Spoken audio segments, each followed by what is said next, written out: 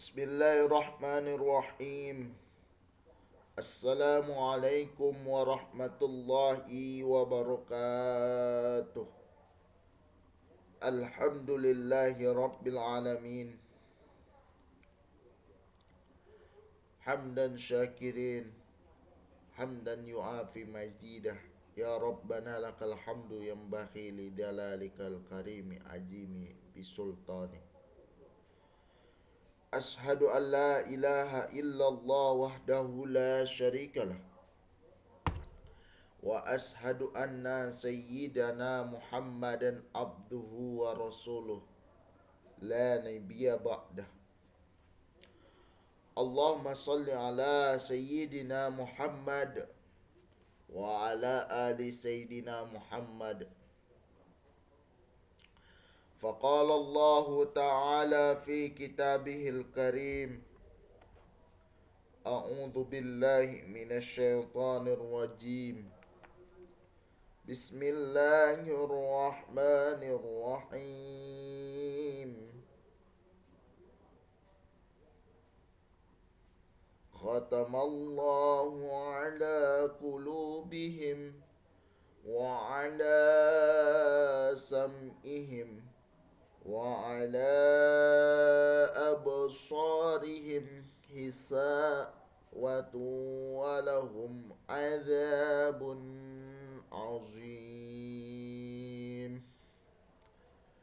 صدق الله العظيم وصدق رسوله النبي الكريم ونحن على ذلك من الشاهدين والشاكرين walhamdulillahi rabbil alamin. Pertama-tama, tak ada yang paling indah, tak ada yang paling sempurna, tak ada yang paling bisa dipuja selain ungkapan rasa syukur kita kehadirat Allah Subhanahu wa taala. Allah yang telah memberikan begitu banyak nikmatnya. Allah yang telah menciptakan begitu banyak ciptaannya. Allah yang telah menciptakan tubuh kita yang cukup mahal harganya. Udara yang kita hirup tanpa dibayar.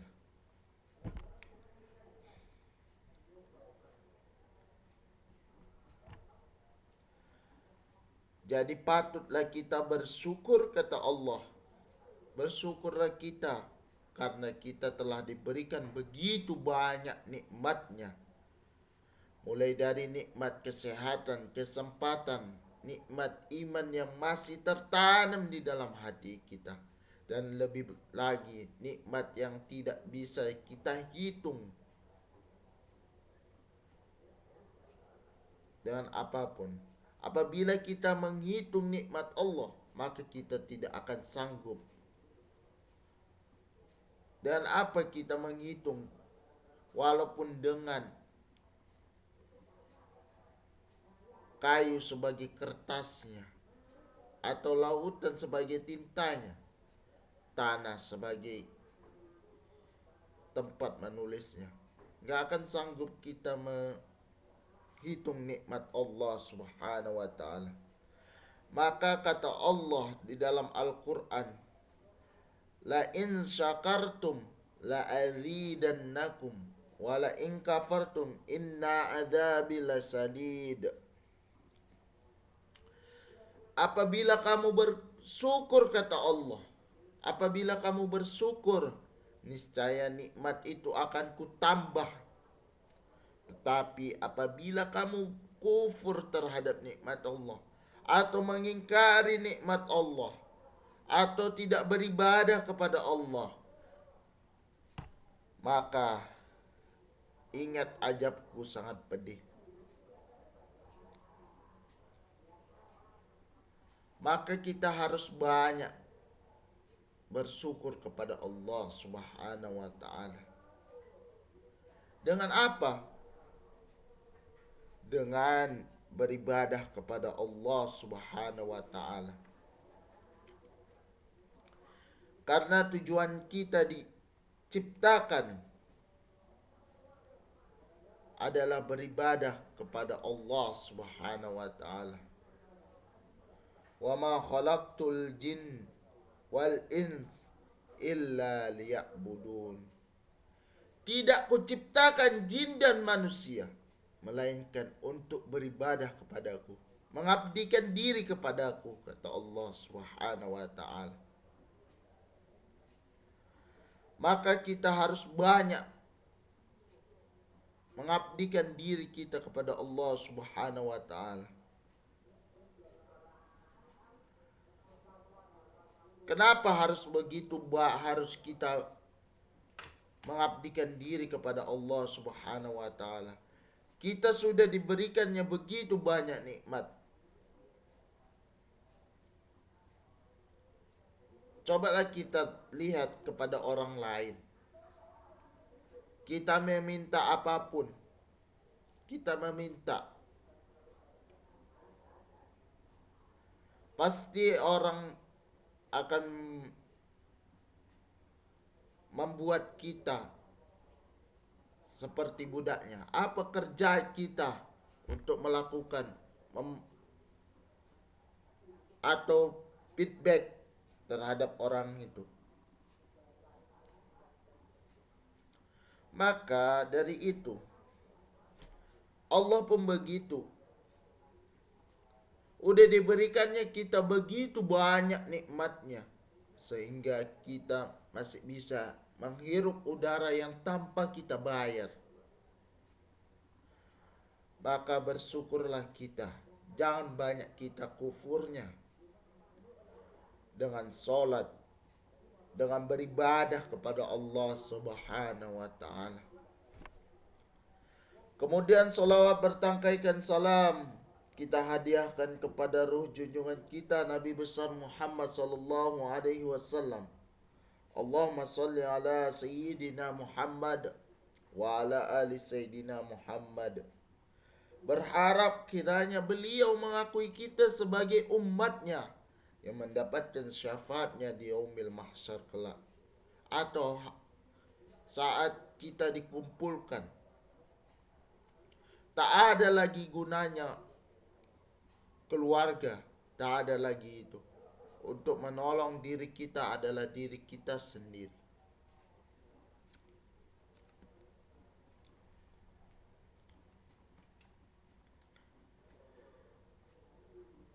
Pada kesempatan kali ini,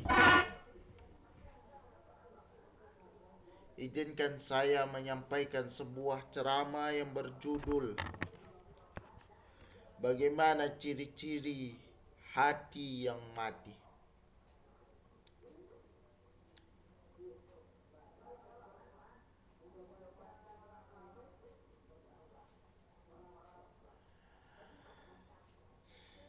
Hati yang mati itu tidak ada bedanya dengan jasad yang sudah tak bernyawa. Walaupun dipukul, dicubit, bahkan diiris sekalipun, ia tidak akan merasa apa-apa. Sehingga ketika orang yang hatinya telah mati melakukan perbuatan baik atau buruk, rasanya sama saja. Biasanya biasa-biasa saja dan tidak ada nilai sama sekali. Setidaknya ada dua ciri utama hati yang mati. Yang pertama, selalu menolak akan kebenaran Allah Subhanahu wa taala.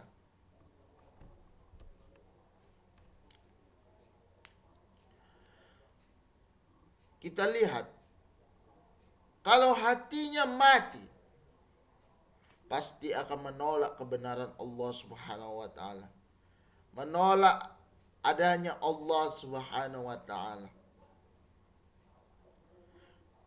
Ketika dipanggil untuk sholat, hayya 'alas shalah, maka dia tak akan terpanggil hatinya. Dia tak akan sholat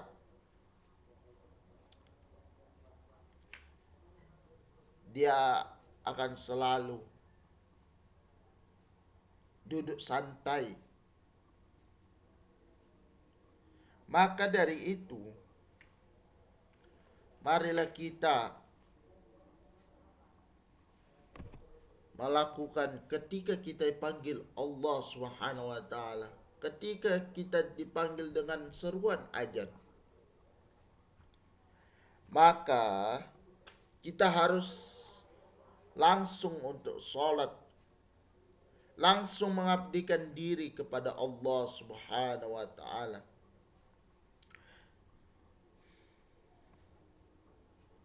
Jangan kita sombong, tak mau lagi kita meminta kepada Allah Subhanahu wa taala.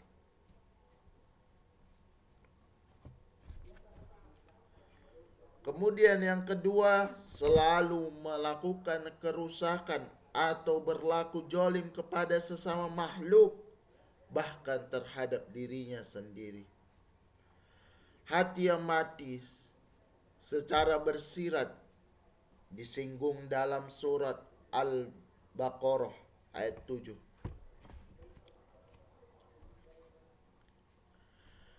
A'udzu billahi minasy syaithanir rajim.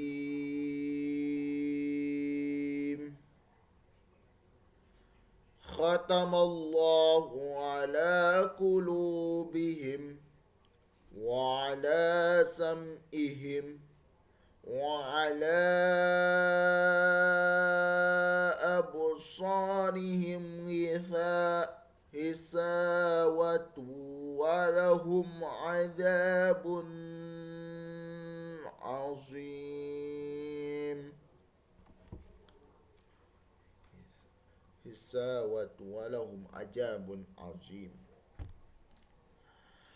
Allah telah mengunci hati dan pendengaran mereka. Penglihatan mereka telah tertutup. Mereka akan mendapatkan azab yang pedih, azab yang berat. Dari ayat ini, maksudnya bagaimana? Allah telah mengunci hati mereka, pendengaran mereka, dan penglihatan mereka tertutup. Tertutup untuk apa? Kebenaran. Apabila dinasihati orang yang benar, dia tak akan menerima.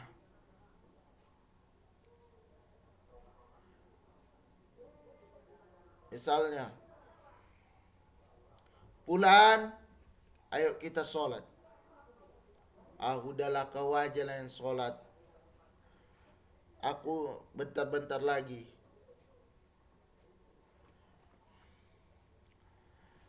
Jadi kalau begitu, katanya, ketika dipanggil seruan azan, ketika kita mendengar seruan azan, kita hanya duduk aja, maka Allah telah mengunci hati kita, pendengaran kita, penglihatan kita untuk melakukan kebenaran, yaitu sholat.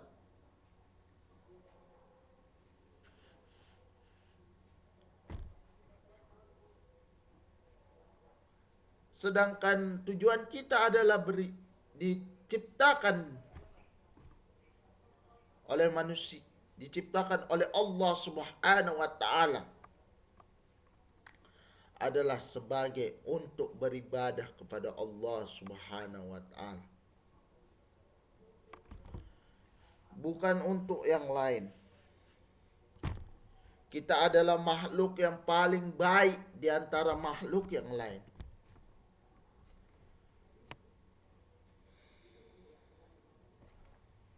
Dijelaskan di dalam Al-Quran surah At-Tin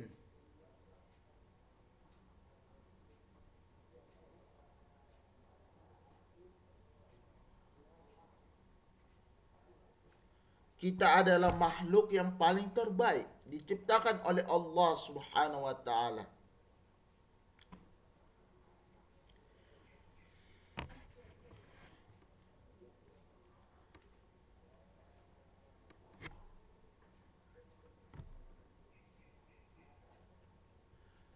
sebagaimana yang di dalam At-Tin, laqad khalaqnal insana fi ahsani taqwim.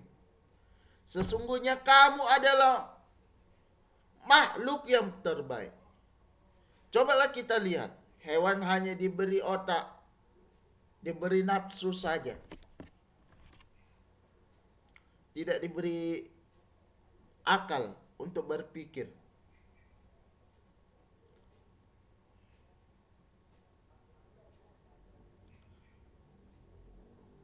Kemudian setan kita lihat memang gaib, tetapi tujuannya adalah menggoda manusia untuk berbuat maksiat kepada Allah Subhanahu wa taala, kepada kebencian Allah Subhanahu wa taala. Makanya jangan ada rasa membangkang pada diri kita. Karena iblis diusir dari surga dulu adalah sebagai ada pada dirinya rasa keakuan. Ketika disuruh menyembah Adam alaihi salam, iblis tidak mau. Bahkan dibilangnya, aku lebih baik daripada tanah, katanya. Sedangkan Adam itu berasal dari tanah. Aku lebih baik dari dia. Sifat keakuan iblis, merasa dirinya paling baik, merasa dirinya paling alim, merasa dirinya paling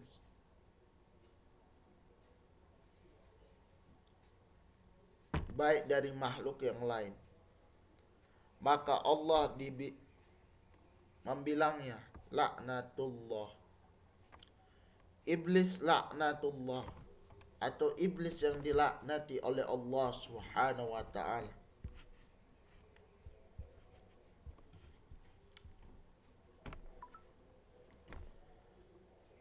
Makanya dari itu,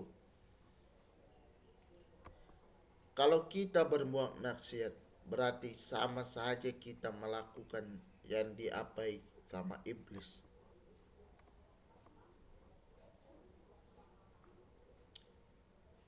Kemudian malaikat memang hanya taat kepada Allah Subhanahu wa taala. Tidak ada nafsu, katanya. Tidak ada nafsu.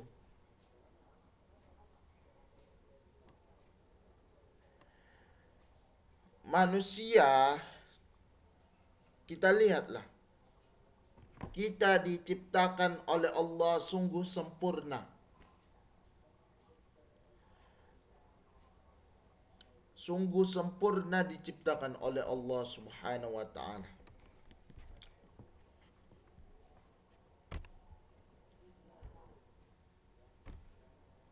Kenapa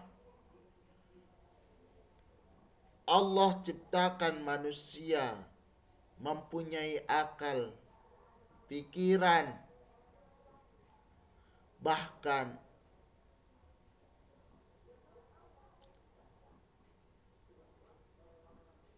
diciptakan berbagai bentuk? Maka kita harus banyak bersyukur.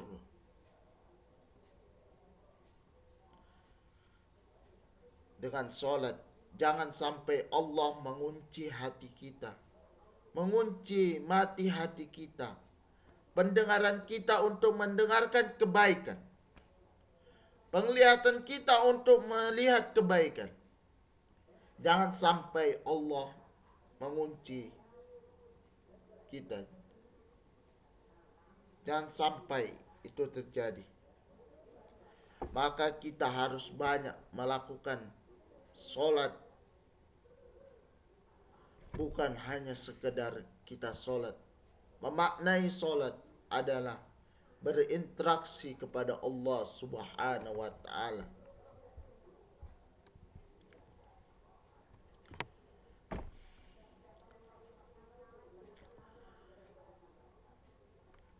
Serta di dalam riwayat Ibrahim bin Adham atau dikenal dengan nama Abu Ishaq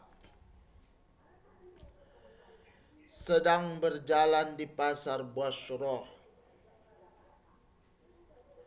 Lalu orang-orang mengerumuni dengan seraya bertanya, "Wahai Abu Ishaq, sudah sejak lama kami memanjatkan doa kepada Allah. Tetapi mengapa doa-doa kami tidak dikabulkan? Padahal Allah telah berfirman di dalam kitabnya, berdoalah kalian kepadaku, niscaya aku akan kabulkan doa-doa kalian."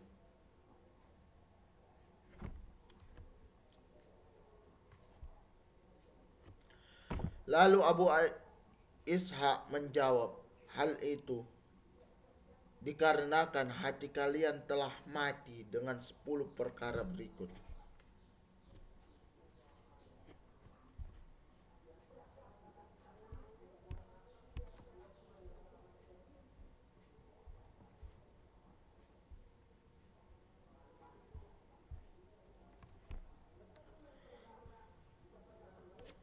Yang pertama,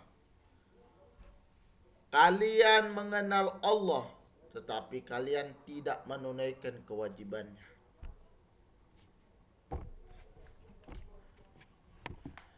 Artinya kita mengenal Allah. Memang Allah kita mengenal Allah. Tetapi kita tidak menunaikan kewajiban kita, yaitu beribadah kepada Allah Subhanahu wa Ta'ala.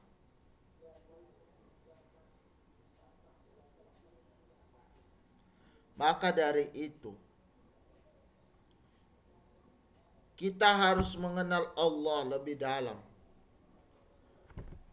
dan melaksanakan kewajiban kita sebagai seorang hamba Allah Subhanahu wa Ta'ala. Yang kedua, kalian mengakui mencintai Rasulullah, tetapi kalian meninggalkan sunnah-sunnahnya. Kita lihat sekarang, banyak orang yang meninggalkan sunnah-sunnah Rasulullah Sallallahu Alaihi Wasallam.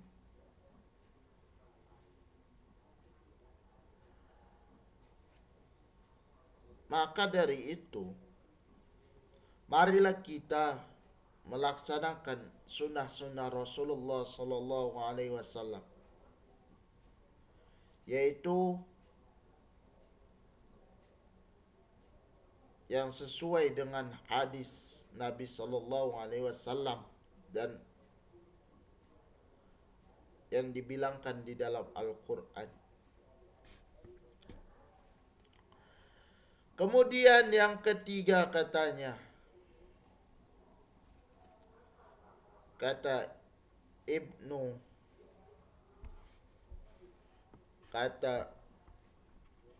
Abu Ishaq,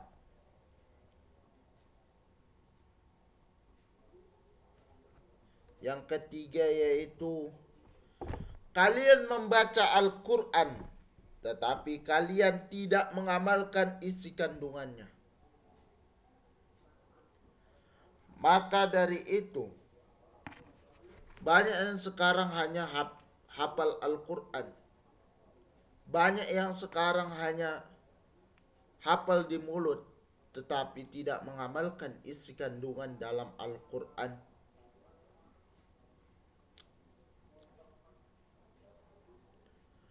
Al-Quran itu memang secara logika,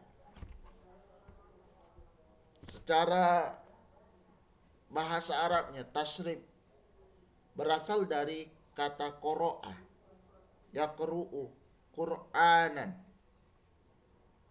yang artinya bacaan. Artinya kalau membaca Al-Quran berarti kita adalah membaca atau ikro, membaca. Quran itu kalau enggak dibaca bukan Quran namanya. Makanya kalau Al-Quran itu ya berarti adalah bacaan. Kita harus membaca Al-Quran setiap hari. Yang kemudian kata Abu Ishaq, yang keempat, kalian sangat banyak diberi nikmat karunia tetapi tidak mensyukuri.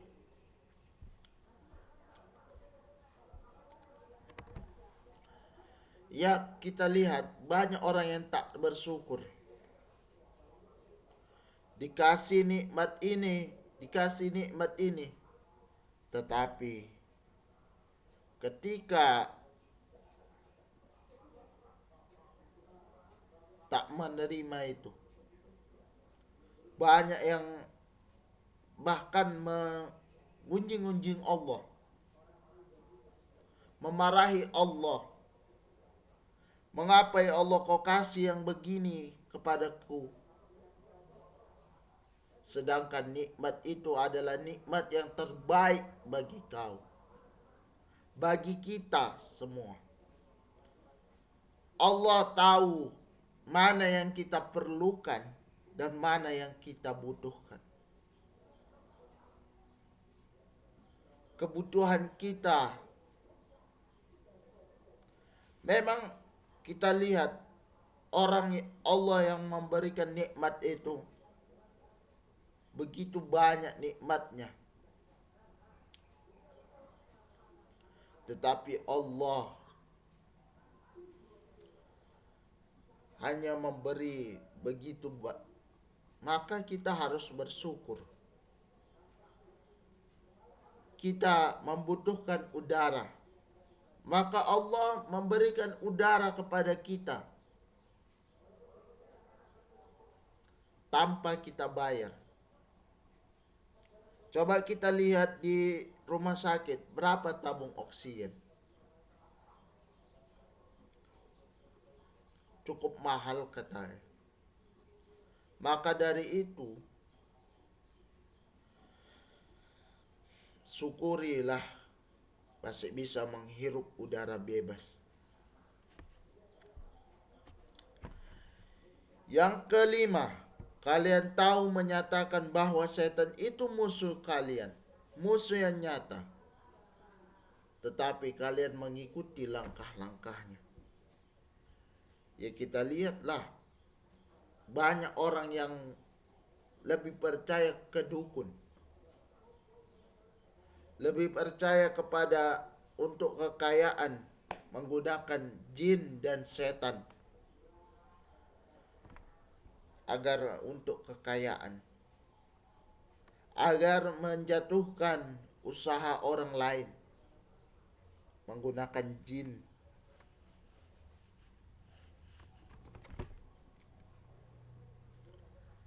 Banyak kali lebih percaya kepada dukun, padahal kerjaan jin dan semua itu setan yang kerja.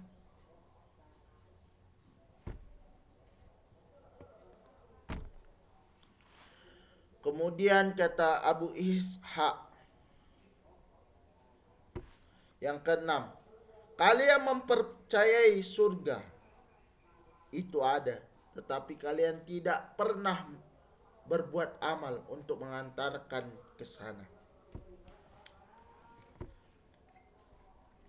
Kita melakukan kebaikan. Banyak orang yang melakukan kemaksiatan.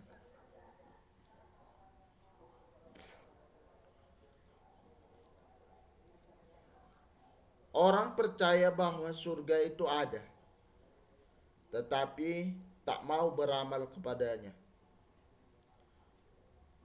Tak mau kita menyiapkan bekal untuk di akhirat nanti. Tak mau kita untuk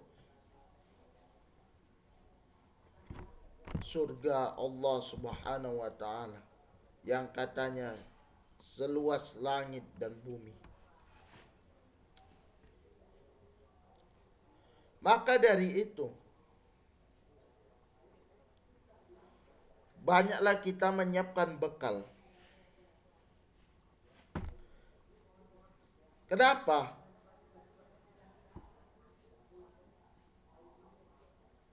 Karena dunia ini adalah ladangnya akhirat. Artinya ladang, kita harus menanam benih. Baru di akhirat nanti kita akan memanen hasilnya.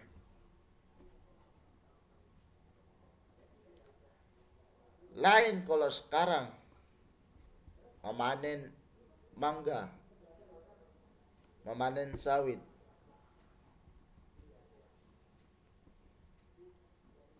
Orang yang nanam, orang lain yang mengambil atau memanen. Itu kok di dunia. Tetapi kalau di akhirat, orang yang nanam, orang yang menyiapkan bekalnya, maka dialah yang orang yang paling beruntung. Dia yang mempersiapkan benih-benih yang terbaiknya untuk akhiratnya.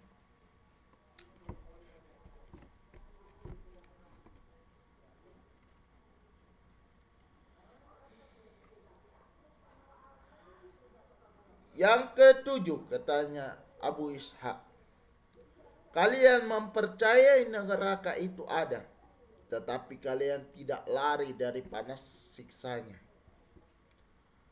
Orang lebih banyak ke diskotik ketimbang ke masjid. Ketika orang dipanggil, hayya 'alas shalah,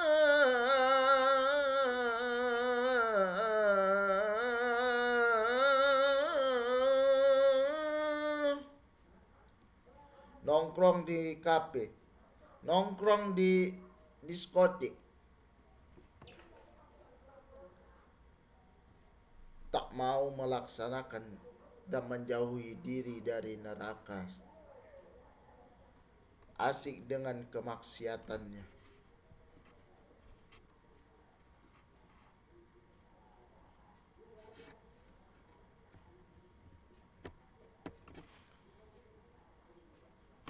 Asik dengan kemaksiatannya. Bukan hanya kita memang orang yang luput dari dosa, tak luput dari dosa. Tetapi kita harus memperbaiki diri agar diri kita lebih baik dari hari kemarin.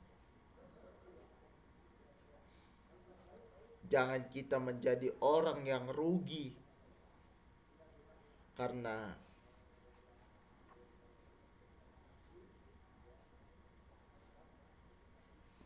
sama dengan yang kemarin atau lebih buruk dari yang kemarin.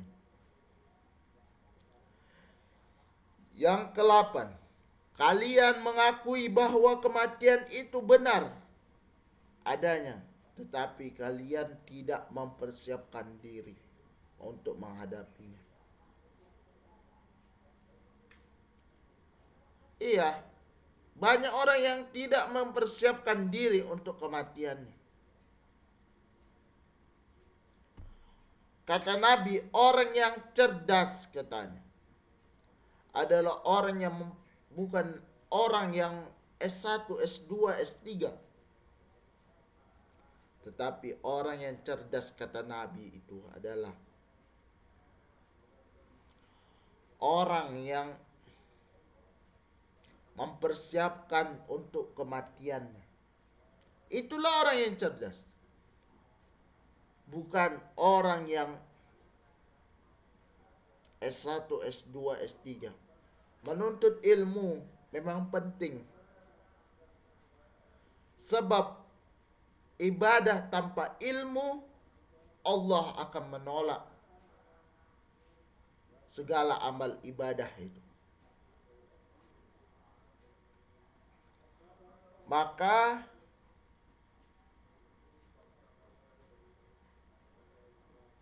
dari itu kita menuntut ilmu itu harus memang penting. Bahkan Nabi membilang wajib menuntut ilmu. Utlubul ilmi faridatan ala kulli muslim. Menuntut ilmu itu wajib bagi setiap muslim. Maka janganlah kita merasa mengeluh ketika menuntut ilmu, tetapi coba untuk menenangkan diri kita untuk menuntut ilmu itu.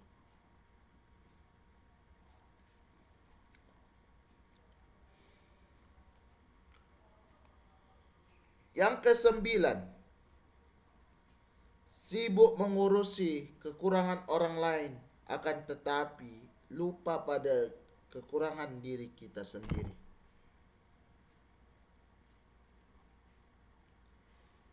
Artinya kita hanya bisa menilai orang lain, kejelekan orang lain.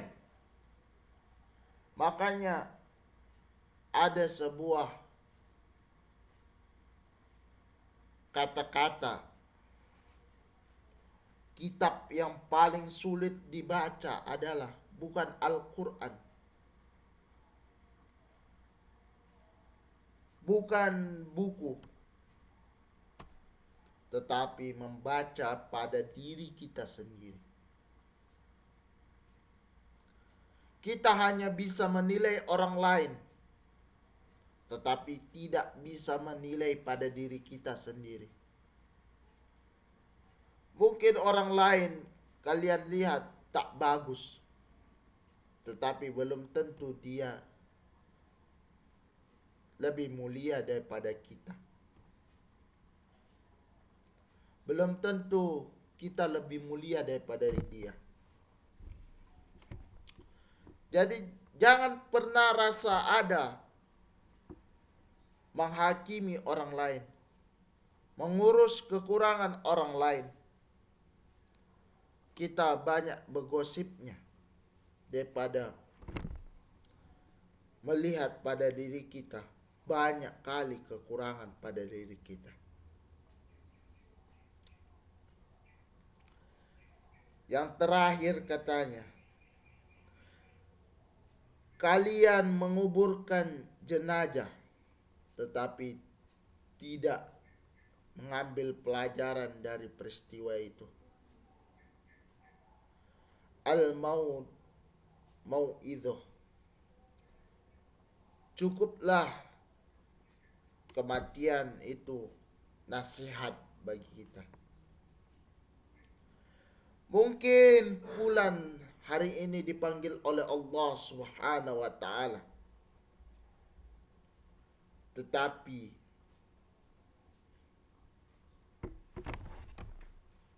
mungkin besok kita akan dipanggil oleh Allah Subhanahu wa taala.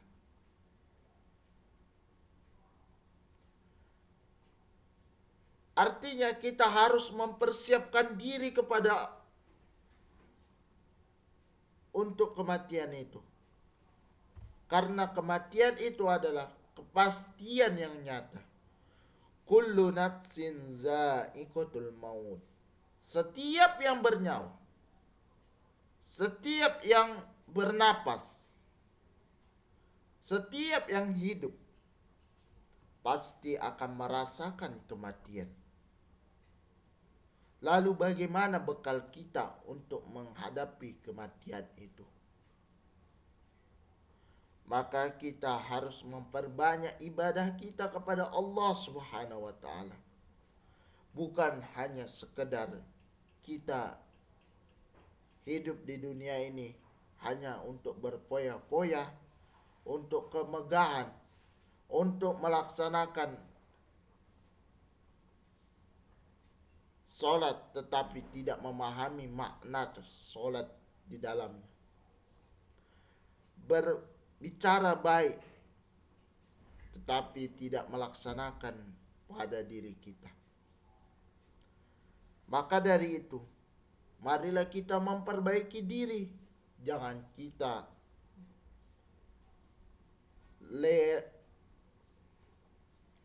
kita leler terhadap apa yang diberikan kepada kita. Lebih lagi waktu. Waktu itu adalah cukup berharga. Waktu katanya diibaratkan pedang.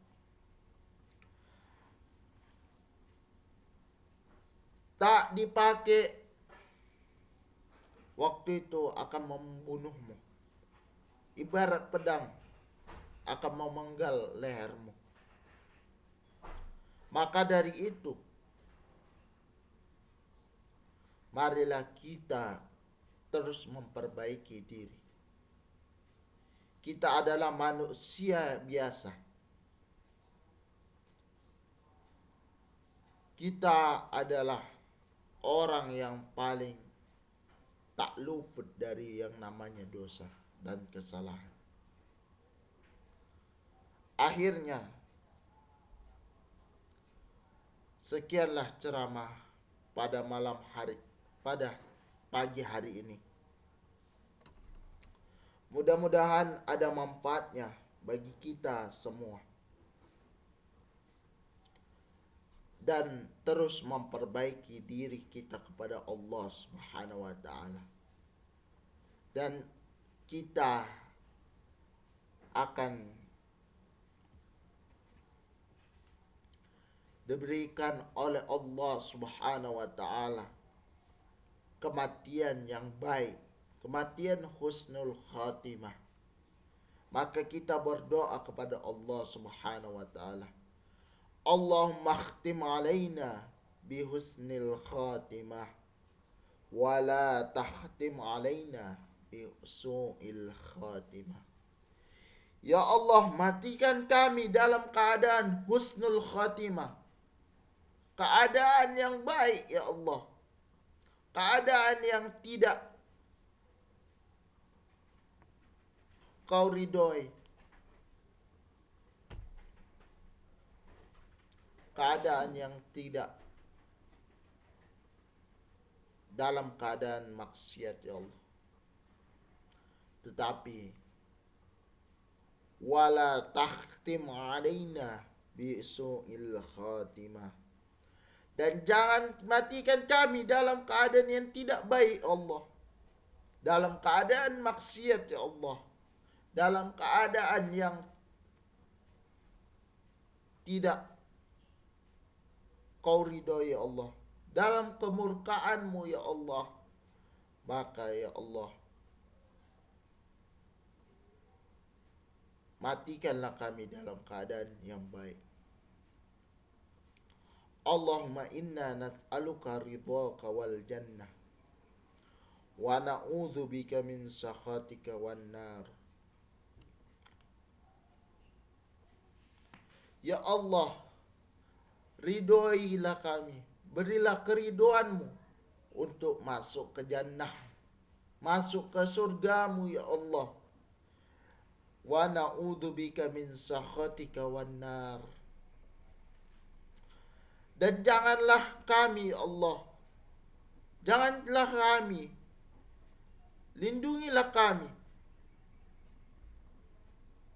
dari api neraka-Mu yang cukup panas ya Allah. Kami memang merasa tidak pantas untuk masuk surga-Mu ya Allah, tetapi ridhoilah kami dalam keadaan, masukkanlah kami ke dalam surga-Mu ya Allah.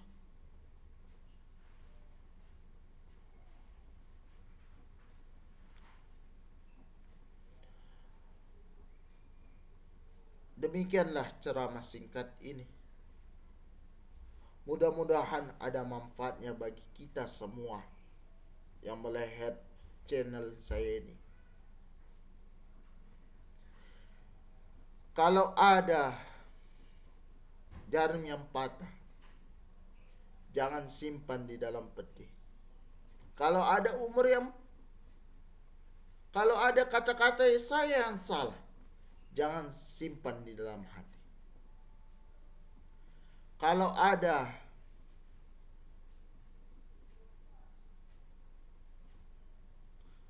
sumur di ladang, boleh kita menumpang mandi.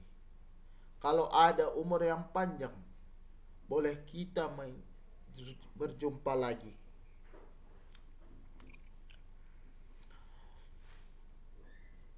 Burung cendrian daun selasi. Cukup sekian dan terima kasih. Nasrum minallahi wa fathun qarib wa basiril mu'minin. Assalamualaikum warahmatullahi wabarakatuh.